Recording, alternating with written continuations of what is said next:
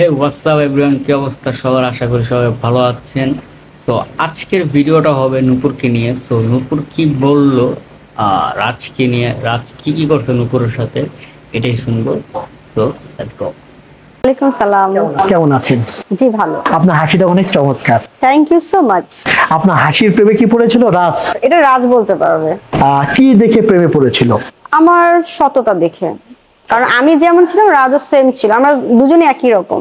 মিথ্যা কথা বলতো কি বেশি? রাজ মিথ্যে বলতো একদম শুরু থেকেই। রাজ পুরো নাম বলে নাই, রাজ কোথায় থাকে কি করে কিছুই বলেনি, সবকিছু নিজের মাঝে গুটায় রাখতো। বাট একটা প্লাস পয়েন্ট ছিল যে যেটা বলতো সত্যি বলতো। মানে আপনি বলছেন শুরুটা আর প্রেম বাদে সব মিথ্যে ছিল? ও যদি একটা ইয়েস বলতো সেটা মানে সত্যি বলতো, আর যদি ইয়েস না বলা হতো রাজ কিছুই বলতো না, এরকম আর কি। মানে ও লুকাইতো, মিথ্যা বলতো না। আপনি রাজের কি দেখে প্রেমে পড়েছিলেন? ওই যে রাজের এই সাবজেক্টটা দেখে ভালোবাসছি বেশি, যে ও আসলে সৎ ছিল, কিছু লুকাতো না। আর যদি লুকাইতো তাহলে এটা বুঝতে পারতাম, ওটা আমি জোর করতাম না, ওটা হতেই পারে মানুষ। রাজের নামটা কি পুরো? রাজ সিং না, রাজশেখর কর্মকার। রাজশেখর কর্মকার। হ্যাঁ। আচ্ছা, এই নামটা কি আগে জানতেন না পুরোটা? না, এটা আমি মানে ফার্স্ট যখন রাজকে আমি জিজ্ঞেস করি নাম কি, ও জাস্ট রাজ বলছে। তো আমিও কখনো কোনো কিছু জিজ্ঞেস করতাম না। আমার কথা যে একটা মানুষের সাথে চললেই বোঝা যায় কি করে, কি অবস্থান, মানুষ হিসেবে কেমন। এটা আসলে আমি মানুষের সাথে চললে কথা বলে বুঝতে পারবো। সো ওই সাবজেক্টটাই ছিল আমার ভেতরে। আচ্ছা, রাজের সাথে যখন আপনি বেড শেয়ার করেন বা প্রথম বেড শেয়ার করেন, আমরা তো বলি হিন্দুদেরকে আকাটা, বাংলা কথা। একদম প্রিয় দর্শক ক্ষমা করে দিবেন আপনারা, আকাটা বলি।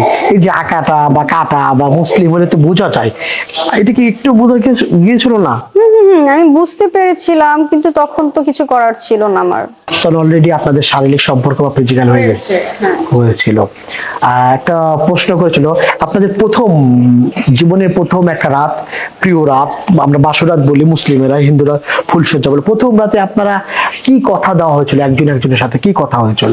কোনো কথাই হয় না, শুধু আমরা মানে এনজয় করেছি একজন আরেকজনকে। ফ্রি ভাবে একটা কথা বলে কতবার এনজয় করেছেন? এটা তো হিসেব ছাড়া, এটা অনেকবার করেছি। সেই রাতে? হ্যাঁ, টপিকসটা কিন্তু চেঞ্জ করলে ভালো হয়, আসলে এই সাবজেক্ট নিয়ে অনেকবার বলা হয়েছে। রাজের মা যদি আপনাকে বা আপনার পরিবারকে টাকার অফার করে, আপনি কি মেনে নেবেন বা সমঝোতা করবেন? না না না, এটা আমি আসলে কখনোই মেনে নিব না। কারণ টাকা দিলে মানুষের সম্মানটা কিন্তু ফিরে আসে না, বা টাকা দিলে রাজকে আমি যে জিনিসগুলো দিয়েছি সেটা ফিরে আসবে না। টাকা দিলে আমি আমার ফ্যামিলিকে ফিরে পাবো না, যেহেতু আমার ফ্যামিলি আজকে আমার পাশে নেই। তো সেই জায়গা থেকে আমি বলবো টাকা কোনো সাবজেক্ট না।